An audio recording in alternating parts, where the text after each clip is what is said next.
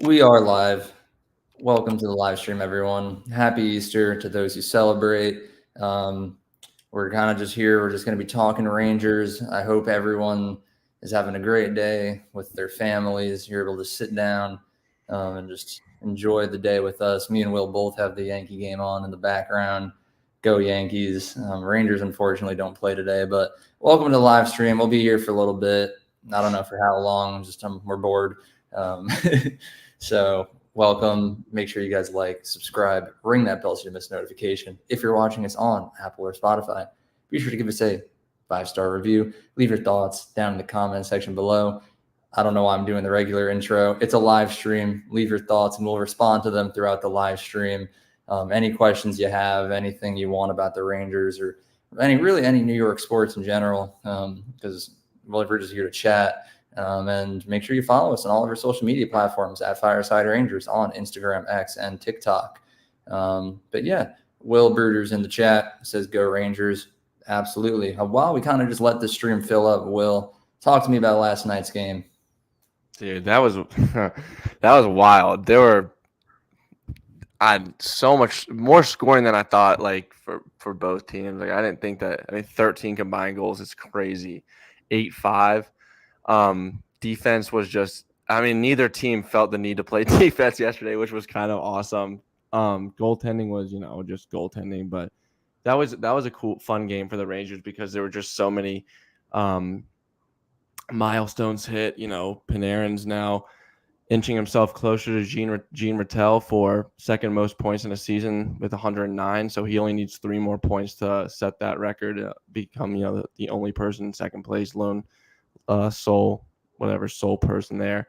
Lafreniere first career hat trick, and I think he had 5 points, which is the most by someone 22 or younger in franchise history. It's tied for most. Yeah, or tied for most. My girlfriend said most. I didn't even realize that, but there's a long list of players who have hit 5. Like a lot of legendary players, though. Like I know Rattel was there. You keep talking. I'm going to pull up that. And then obviously Kreider hit his 300th career goal twice in that game. First one got waved back due to goalie interference, but he, obviously ended up hitting that later in the game. I mean, Jonathan Quick had his 392nd win, which is he's the sole leader he's now first in wins by an American-born goalie, which is awesome. I mean, him hitting that with the Rangers, who would have thought that after, he beat us in the Stanley Cup once. He's been a king almost his entire career, and then he hits it with his hometown team. I mean, that must have been so special for him. And he had got the Broadway hat, which is awesome. He's had such a bounce back season. I really did a 180 on him. He's such an awesome guy. And then that's crazy because sorry to cut you off, but all those games, like 392 was the magic number that made him the winningest American-born goalie of all time. 370 of them came with Los Angeles. He had 5 with Vegas, 0 with Columbus. And then I think it was 14 or 15 with the Rangers to get him there. Yeah, something around there. I mean, it's been such a fun week. And before that, I mean, we had a game where he tied the record. Panarin had his 100th career, or his 100th point. Zibanejad has 100th career power play goal. I mean, like, there's just been so much going on with this team. There were a lot of records set last night. Oh, and Adam Fox had his 300th career point. Like, and the Rangers had their 50th win of the season. Like, there's so much has been going on this week. It's like left and right they're setting records or stuff like that. So it's just crazy that this is the season it's been. It could be even. Oh, Peter Laviolette was an 800th career win too in the week. So it's like, dude, there's just been so many records that have been set and so many personal milestones hit. It's like, or career milestones, just everything. It's been such an awesome week, and this team it is so fun. It'd be even better for this special season to be capped off with the Stanley Cup win, but I can't get too ahead of myself now. But see what happens in the next couple months. But I do have the post pulled up. Most points in a game at age 22 or younger in Rangers franchise history. Lafreniere tied the record with 5. Brian Leetch did it in 1989. And then Don Maloney did it. Then there's a couple other names here. Tomas Sandstrom, Don Murdoch, He did that twice. He did it twice. Dan Murdoch did in 76 and 79. And then Rick Middleton in 74, Grant Warwick in 42. A lot of old players. Brian Leach, probably the most, and Don Maloney, the most notable names up there. And then there's just Alexi Lafreniere, our young goat right there. But it's been such a good season for him. Like that hat. I mean, I know he's had a hat trick watch. That was that the second hat trick watch of the third hat trick watch of the season. Now he finally gets it. Like it's been, and is it? Can you even I don't even know if you can consider this season like a real breakout because there's just been so many more points that he's left on the table. Not just like that's not his fault. I mean, his line mates haven't, You're muted. God, dude, everything's going wrong for me these past 2 days. God damn. But he's had I think third hat trick watch this season. He's just had such a great year for him, and it's not. I don't even know if I can consider this a true breakout because there's just so much that was been left on the table in terms of points for him. But next year, I'm so excited to see how he continues to build on this season into the playoffs and into next year. Like I know he's just going to get even better. It's just crazy how good he's been this season. I'm confident that at some point in his career, we are going to see a 100-point season from Lafreniere. I mean, just the jump from last year to this year. I think last year he had his career high in points at 39. Yeah. And I'm pretty sure right now his projected final point total is like 58. Like he could, if he has a really good last 8 games, he could hit 60. I think what was it? I'm pretty sure his projection is he's going to finish the season with 28 goals. If that line really just continues to cook and Panarin just keeps going God mode, Lafreniere could be a 30-goal scorer. He could be a 60-point scorer, and I wouldn't be surprised if it happens. Like office pools, that's who I use for all to see all my projections. He's now projected at 28 goals, 30 assists for 58 points, and he'd only have 6 of those points on the power play. Like he's a great 5v5 player. 52 points at 5v5. Like imagine if he had, let's say he got some run time on the power play, probably have a couple more points. He'd probably hit 70 points this season, maybe even I don't want to say 80 because that, but like when you're really talking about like he's not getting a lot of power play time, but like that's kind of the case. Like that is, he could have so many more points, but he could have more 5v5 points if his line mates finish some chances early in the season or, throughout the season, but it's still a great season for him, and I still see some people, giving hate to him, but his game has just been so much better. It's been pretty incredible. Also, I use Elite Prospects for my projections, and I'm pretty sure they had the same exact thing, the 28 goals, 30 assists for 58 points. But I don't know. It's just it's crazy the jump that he had from 39 to 58. Also that was the other thing I wanted to say because you mentioned 5v5. I saw a post from Money Puck earlier.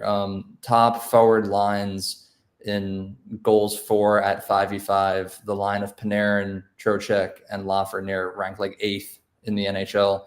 Pretty incredible for a team that has significantly struggled at 5v5. Yeah, it's pretty cool to see at least one of our lines absolutely cooking there. Babushka says, if Loft plays on the power play next year, he's been on the second power play unit, but they really don't get that much time. Like that's the thing. They don't get as much run as they should. So there is a very night and day difference between the first unit and the second unit, in my opinion, because we just have all of our stars up there. There was a portion of this season where Blake Wheeler was playing on the second unit. we all know how that went. But I would like to see him play on the first unit. I've always said, we kind of got to spread the wealth where that first power play has Panarin, Zibanejad, Kreider, Fox. It has like all of the guys that you want to score your power play goals. And it's worked. It's worked a lot. But then once the second unit gets out there, it's very rare that they score. Yeah, so, exactly. Like he's not I'm linking a how do you spell psychology, bro? I can't even. PSYCHOLOGY. I gotta link this. I watched that video earlier today. I know you told me to watch it.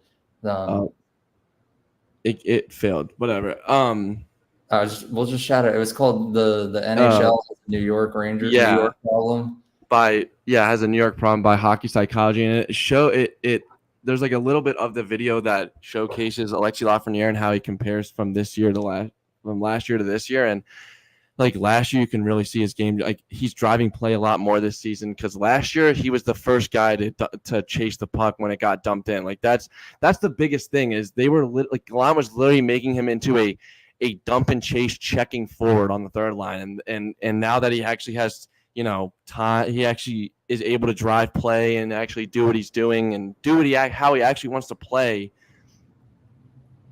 He's, you can see a big jump in his game. So I would check that out. That's such a great video in itself. But Lafreniere has just been such a force this year, dude. Sorry to start laughing. I saw what Steve said here. Eric, give some credit to your favorite player on the goalie score like Gretzky, the one and only Barclay Goodrow. If there's one way to officially determine that a franchise needs to be relocated, it's letting Barclay Goodrow score on you. We paid Barclay Goodrow $1.8 million for that goal last night. It's his second of the year.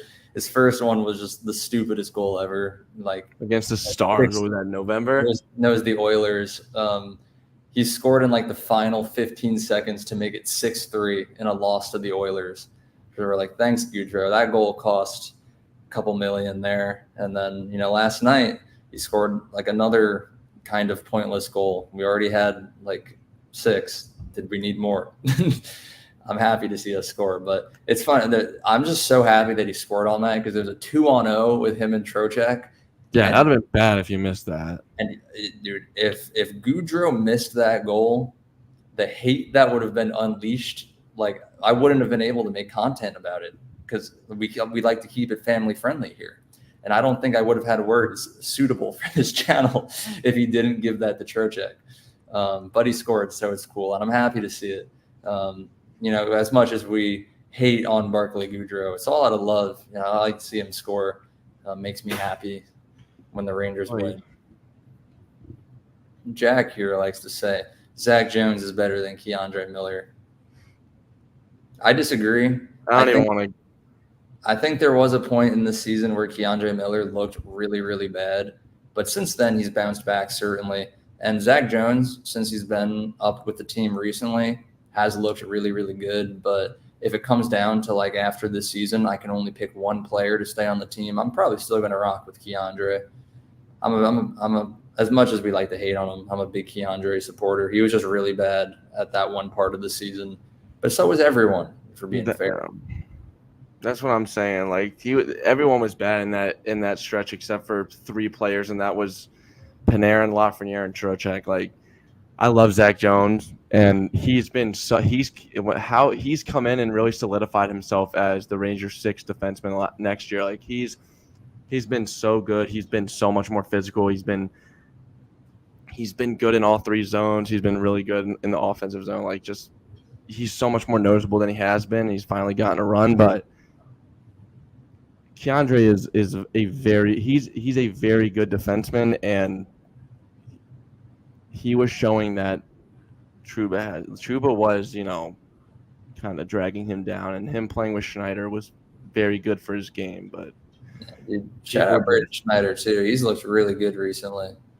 Yeah, I'm a little shocked that Laviolette split them up. I thought he might just balance out the lines and kind of give them all even minutes, but it's whatever. I can't be mad.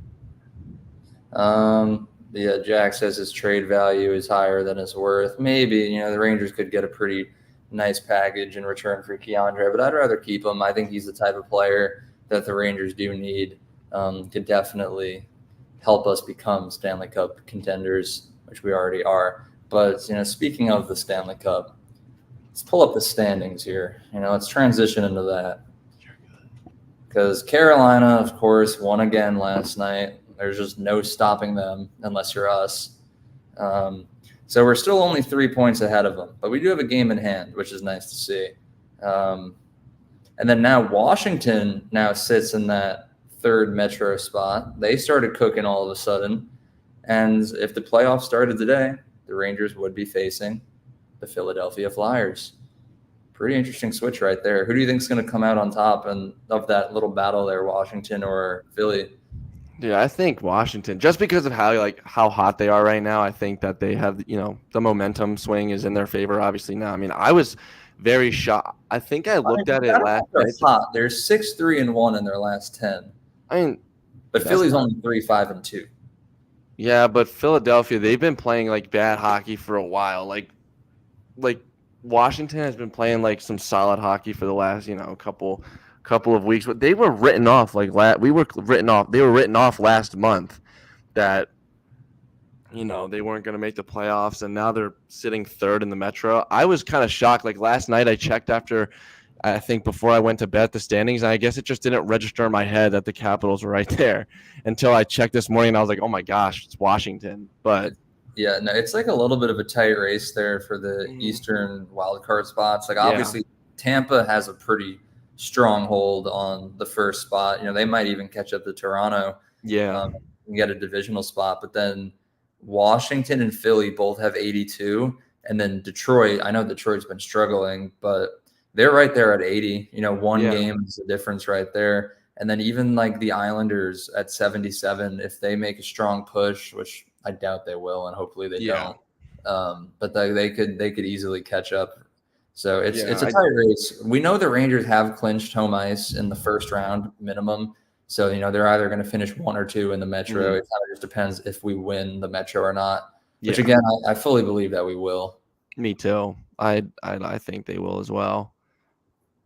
No, but I was, after the Rangers in Carolina, the Metro really just falls off. Like it's kind of crazy because that was my I've been saying for a couple of years that it's the hardest division in hockey, and now I kind of feel like they're just completely falling off because it might be the worst division because you look back from 2015 to a year or two ago, dude, it was strong.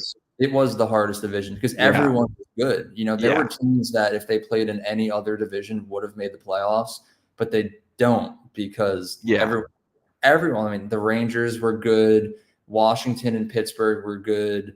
The Islanders were good too at one point. The Devils were good last year, but other than that, who else? There was a point where Columbus was.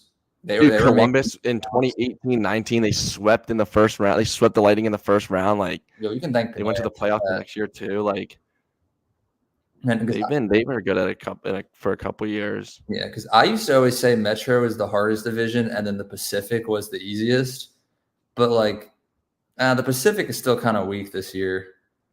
You see the Golden Knights and the Kings, but the Kings haven't been playing too well recently, and the Knights are kind of the same way. Yeah, Vancouver's obviously really good this year. Edmonton's really good. Vegas has mostly been good, but they've been struggling a little bit. Yeah. LA have kind of fell off, and then after that it kind of goes downhill. But the Atlantic and the Central are both really good. I mean, I'm looking at all the point totals right now. The Atlantic doesn't have that many teams very high up, but it's very competitive. Boston, Florida, Toronto, Tampa, Detroit. That's 5 teams right there. All could be playoff teams. And you got the Sabres. They have 75 points. I know that they're probably not going to make the playoffs, but at least they're kind of making a late season push. They're 5 points behind Detroit. And then you got the freaking Metro where it's there's only 2 teams in the Metro that have positive goal differentials, and that's the Rangers and Carolina. And after that, it's -31, -16, -29, -9, -5, and -59. It's crazy. I remember there have been times where I'm the Rangers are 4th overall in the NHL, but they're still 4th in the division. They used to be crazy, but this isn't something I'm complaining about. I'm more than happy to see the Rangers be one of the only teams in the Metro that are actually good. It makes it a lot easier on my conscience and like stress and everything. Where like if we had 104 points right now, and we like weren't leading the division, I'd have so much stress on my shoulders. That's why we were the first team to clinch. It's like the East kind of just got weak, dude. I can't lie. Yeah. At the same time, I also feel like the whole NHL is a lot different now, where it's like it's a lot more competitive. It's a lot more competitive, and I feel like I don't know what it is, but right now with 8, like let's say the Rangers win their last 8 games, they'd finish the season with 120 points.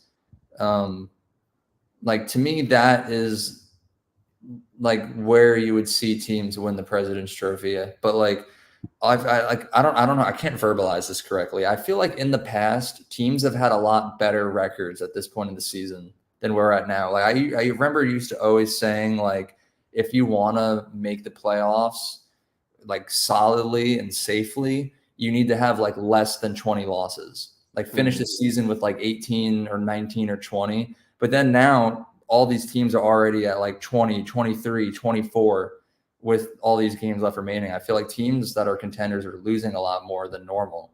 Which I don't know if that makes sense. No, I mean, that definitely makes sense to me. It just feels like this year it's a lot more closer than in previous years. Yeah, it is a lot more. It's a lot closer. There's a lot of teams in contention for the President's Trophy. I mean, like, yeah, like I think that's the weirdest thing for me. Like usually you can tell like which team is going to win the President's Trophy this time in the year, but now it's like obviously the Rangers, Dallas, Carolina, Boston, Colorado, Florida, Vancouver, Edmonton, like they're all like within like 10 points of each other. There's a lot more teams, like that. So I don't know. I feel like maybe the NHL is just getting more competitive. Less than 10. The top 7 teams are all within 6 points of each other. Yeah. Like I feel like that doesn't usually happen. I don't know. It's never been this close. It's pretty insane.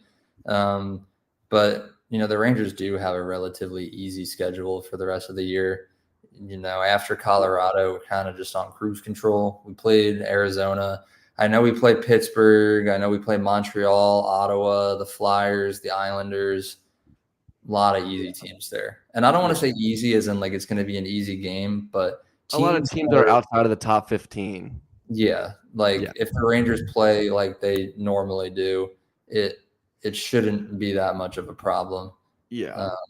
See, Michael here says, "Happy Easter to you guys. Let's go Rangers now. Let's go Rangers, and happy Easter to you too, my friend."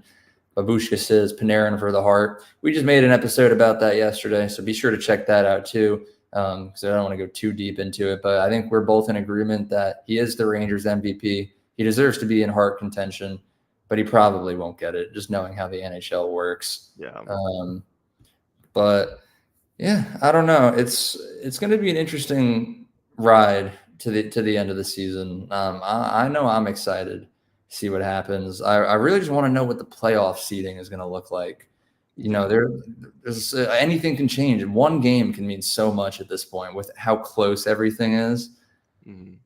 But yeah, I feel like that's another thing. Like, I feel like in recent years, like at this point of the season, like like who's gonna finish first, second, third in their division, like who's gonna be the wild card teams. But like, it's literally gonna come down to the last game of the season. I think, like the last week of the season, where we know like the actual. Like the playoff seeding is actually solidified. And that's kind of crazy to think about because it's usually not like that. Yeah, I don't know. Like, I feel like by now with 8 games remaining, we should have an idea of like 1 or 2, like maybe 2 or 3 teams that we could potentially face.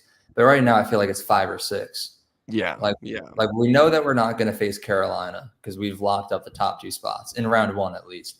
But then it's like, who's going to take third, and then who's going to take the wild card spot? It could be Tampa, Philly, Washington, Islanders, anyone. Detroit. Michael here says, we need Mika to wake up for the playoffs and the team.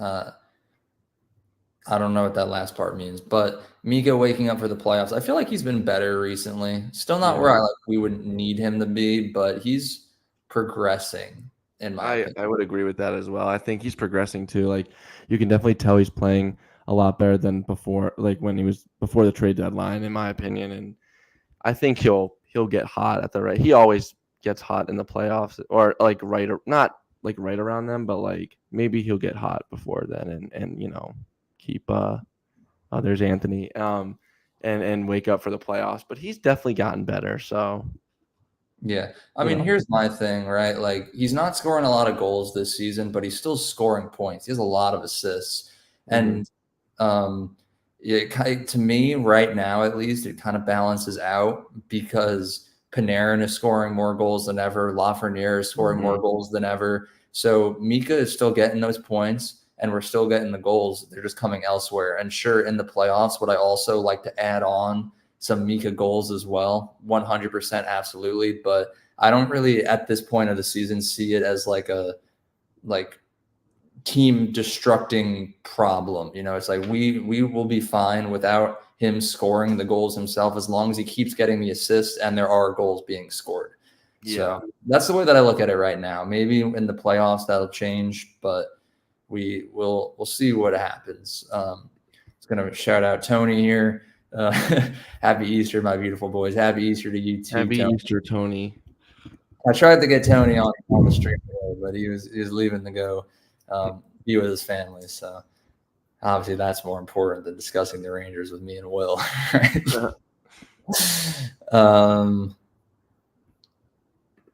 Churchek gets the something. Is that the Stephen McDonald Award? Yeah. I will be completely honest. He did get my vote. I submitted my vote, and it was for Churchek. I know it might come as a shock that I didn't go for Panarin. But I look at what Trocheck has done this season, and it's just incredible. It's absolutely amazing. It's like we're watching the prime of Trocheck unfold upon us, and I feel like Panarin and Lafreniere, they wouldn't be as productive as they have been without Trocheck. So he did get my vote. Will, I don't know if you voted or who you plan on voting. I can't lie, I totally forgot to vote. Who would you have voted for? For being honest, probably would have voted for Quick. Dude, it could be Quick. I would have voted for Quick. I just think like how, he's come in and really revived his career and I guess kind of revived it again. Like got that second win on the back end,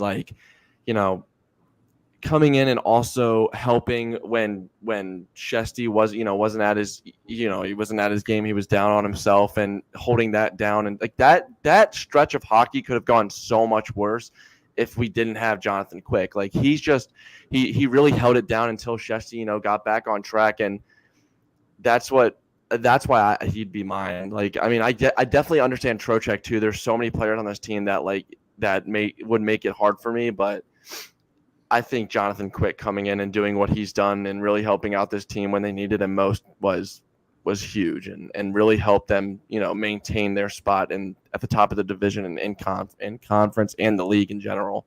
Yeah, I mean, to me, it comes down between either Trocheck or Quick. That's what I like about the Stephen McDonald Award, where it's not just like how the NHL does it, where they just hand out awards to whoever scores the most points. There's like a deeper level of insight to it, and you really look at what they contribute on the ice and how much they mean to the team. And to me, it was Trocheck. But if Jonathan Quick ends up winning, I'd be more than happy. If I could vote twice, I would probably use my second vote on Jonathan Quick. So I'm happy that we're in agreement on that one. Adam asks, thought on Roslovic so far. I'm impressed.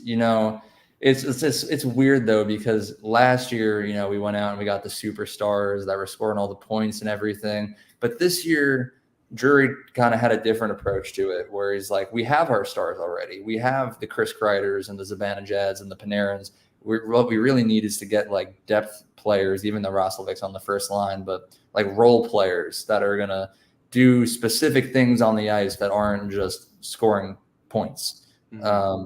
So Roslovic and Wenberg, I'll turn into a discussion of both. I am impressed. They haven't scored that many points, but that's not what they're there to do. We're putting our faith in our top players, and they're the ones out there doing the dirty work and getting stuff done. So I'm impressed. I would say I'm just kind of indifferent. Like I have liked their games They're just, it's kind of like what the Rangers did when they went out and got Kopp and Vetrano. It's like those two type of players. I mean, I know Kopp is a lot different than Wenberg because he was actually an offensive threat, and I think Wenberg like can do that, but not as well as Kopp, obviously. But they're there. Like they fill their role great. Like I don't have to worry about them because like are they noticeable every single night? No, but they're also not superstars. Like they don't have to be noticeable every night, but they're doing their job, and that's all that really matters. And I think Roslovic, he was playing a lot better when he first got here. He kind of he was putting up points when he first got here, and then obviously he's kind of slowed down, but I kind of think of him as a Frank Vetrano, and that was the same way that Vetrano did. He got here, put up points, and then kind of slowed down until the playoffs, and that's fine. I mean, I'm not worried about them. They've been good. Yeah, and I know we got a lot of comments that we are going to get through, but Adam just did ask a quick part 2 that'll say, would you re-sign them? For me, I don't know I don't think I've seen enough yet. What I will say though is just moving forward in the future, I would like it if the Rangers were able to go out and sign a first line right winger, like long term, like a bona fide star, or maybe just leave it open for Brendan Othman. As much as I like Roslovic so far, him I would probably lean towards no right now. But and then Hedl coming back next season, we don't really have a need for Wenberg unless we slot him on like the wing or something or on the fourth line. So right now I'm going to lean towards no, even though I don't have anything bad to say about them.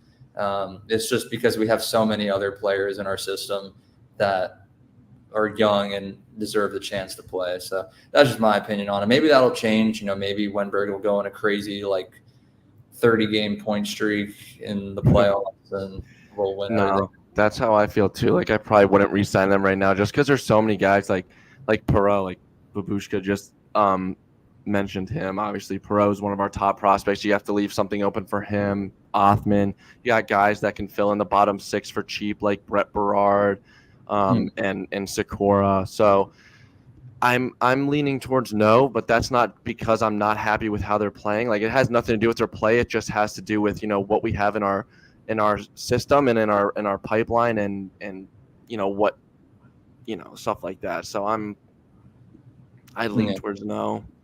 Yeah. Tony asks again, thoughts on Panarin possibly being on that TV show. For those who don't know, it's confirmed that next season the NHL is going to make like a docu-series that follows 10 NHL stars throughout the course of the season and just like tracks their lives and everything and all that good stuff. It's kind of like what the NFL did with the quarterback series, but it's going to be 10 NHL stars. And I absolutely believe that Artemi Panarin needs to be one of those players. I don't know if he would want to, but he's just so funny and he just does like the craziest stuff that it would be hilarious to just see Panarin. I feel like as boring as he is, I think the NHL is probably going to throw Connor Bedard in there just because it's Connor Bedard and they're trying to market him. But I don't think he's an interesting guy. I've heard a lot of names like David Pastrnak could be. That'd be so fun. If he's like another funny guy. There's a lot of names.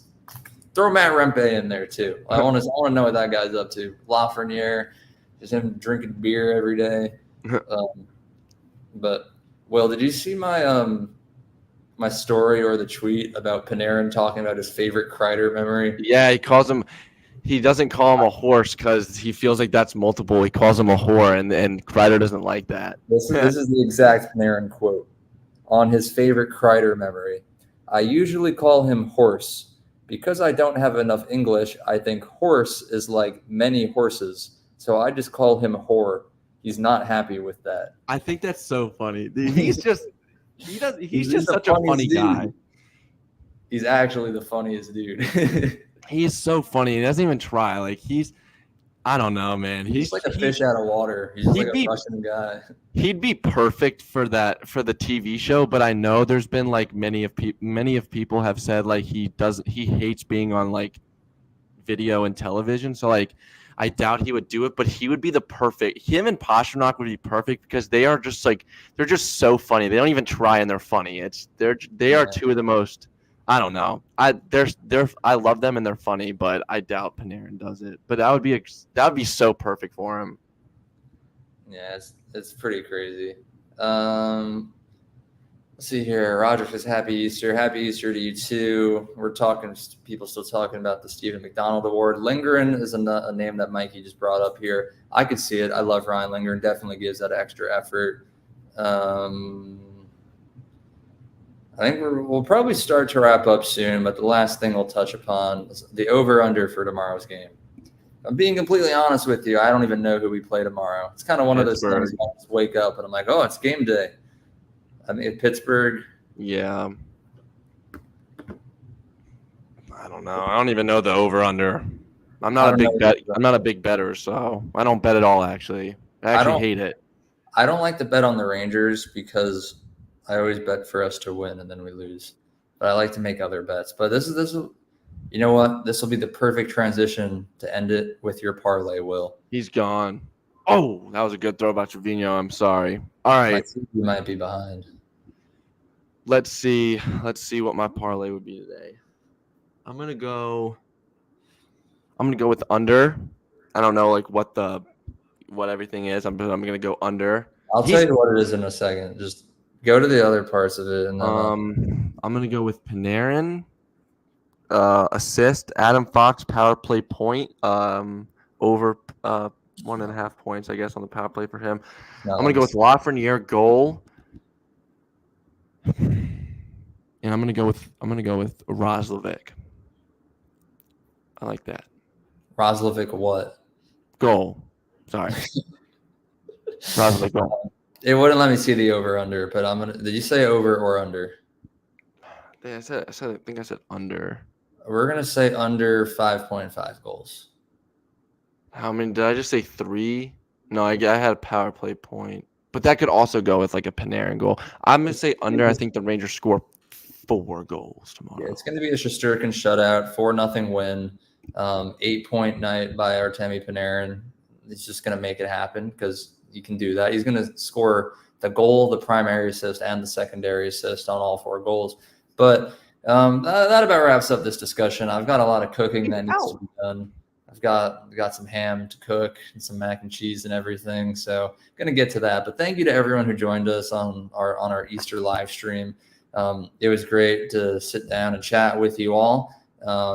So I hope you have, for those who celebrate, a great rest of your holiday. And me and Will will be back probably at some point tomorrow to continue providing you with daily Rangers content. But before then, make sure you guys like, subscribe, ring that bell so you don't miss a notification. If you're watching us on Apple or Spotify, how many stars should they give us, Will?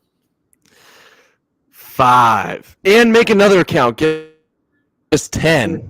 Give it 10 stars. This video will probably be uploaded to the channel at some point after I hit end stream. So if you have any more questions or anything you want to talk about, just leave it in the comment section below and we'll probably get around to it at some point. And lastly, be sure to follow us on all of our social media platforms at Fireside Rangers on Instagram, X, and TikTok. Adam says his Laffy hit 60 points. I'm going to go yes. He's going to have a great. He comes damn close. I think he scores 50. I think he scores 57. But thank you to everyone for watching once again. Have a great rest of your day. And let's go Rangers. Let's go Rangers. And Yankees. And Yankees. We're both watching the Yankees. So go subscribe to Fireside Yankees too. Yeah, they're awesome. They're awesome.